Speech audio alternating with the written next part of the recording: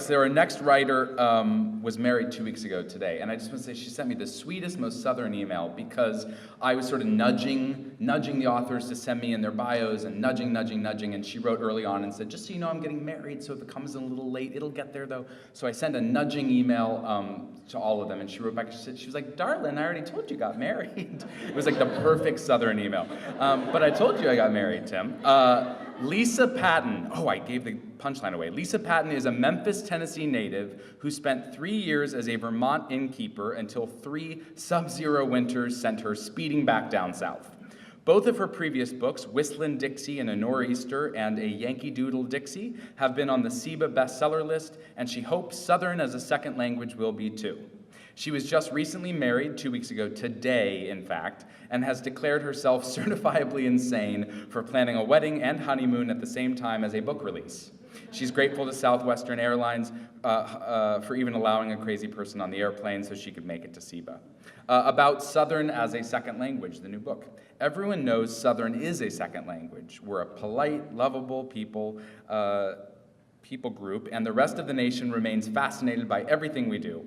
We readily admit to having plenty of idiosyncrasies and quirks, evidenced here by Kissy, an 83-year-old ornery steel magnolia, and Riley, a lisping, pampered chef / Tupperware salesman who sits on Kissy's last raw nerve.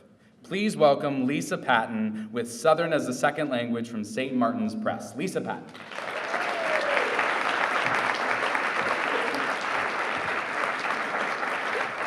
Thank you so much. That was so cute.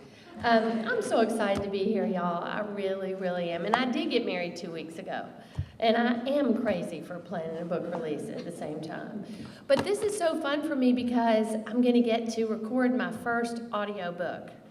And I'm so excited about that, so now I can have a little practice.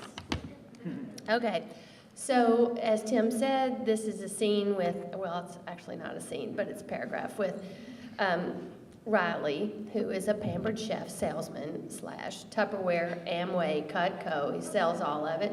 And Kissy is an 83-year-old wonderful woman who she just drives him crazy. He drives her crazy. Okay. Sometimes a little white lie is just the kindest thing. I mean, what in the world was I supposed to tell Riley, my agitating next-door neighbor, when he rang my doorbell one October morning and asked if he could work at my brand-new restaurant as Peter's sous chef? My mind raced in 1,000 directions, and my initial thought was to say, "That is so nice of you, Riley. I tell you what, though, I'm going to need to talk to Peter about this and get back with you. At the very least, it would have taken the onus off me."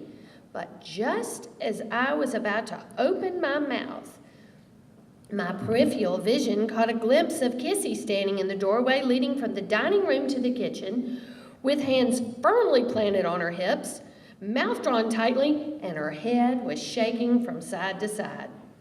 I knew she was right, but it's hard for me to be brutally honest with people, especially guys like Riley. I feel sorry for him, bless his heart.